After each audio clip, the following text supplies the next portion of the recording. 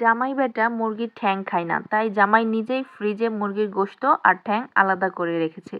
কিন্তু রান্নাঘরে ঢুকলে তো সব কিছু একসঙ্গে হয়ে যায়। আমি রান্না করতে করতে ভাবলাম মুরগি তো একটাই, তাহলে আলাদা কেন?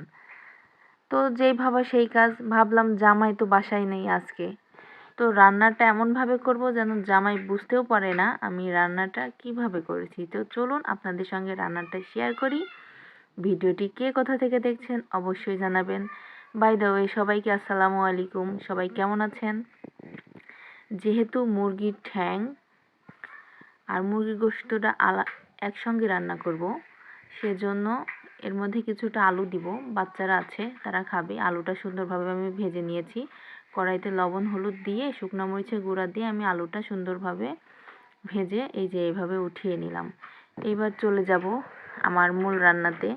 এখানে আমি কড়াইতে তেল দিয়ে নিয়েছি। এখানে পেঁয়াজ ব্রাউন হয়ে আসলে এর মধ্যে জিরা বাটা, রসুন বাটা, আদা বাটা আর শুকনো মরিচ গুঁড়ো, হলুদ গুঁড়ো প্রত্যেকটা দিয়ে নেব। আর এর মধ্যে কিন্তু আমি এলাচ, দারুচিনি, লবঙ্গ, তেজপাতা দিয়ে নিয়েছি। এটা আর কি ভিডিওতে ওঠে না। আর এখানে আমার সব রকম মশলা গুঁড়ো করে নেওয়া, সেটা আমি দিয়ে দিয়েছি। এই মুরগির গোশতটাকে আমি লেবু, লবণ আর হলুদ দিয়ে আধা ঘন্টার জন্য মাখিয়ে রেখেছিলাম। যেহেতু জামাইয়ের অপছন্দের ঠ্যাং, যেন বুঝতে না পারে, এজন্যই একটু নিনজা টেকনিক খাটিয়েছি। তো এইভাবে আধা ঘন্টা রাখার পর আমি ধুয়ে সুন্দরভাবে পানি ঝরিয়ে নিয়েছিলাম। এটাকে মশলার সঙ্গে অনেকক্ষণ ধরে কষিয়ে নেব। আমি পর্যাপ্ত পরিমাণভাবে কষিয়ে নিয়েছি, যেখানে রান্নার যেন কোনো রকম আলাদা ফ্লেভার না আসে। তো এইভাবে কষিয়ে নেওয়ার পরে আমি একটু পরে পানি দিয়ে দিব। আর তার পাশাপাশি বলি যে মুরগির ঠ্যাংটা অনেকেই পছন্দ করে না।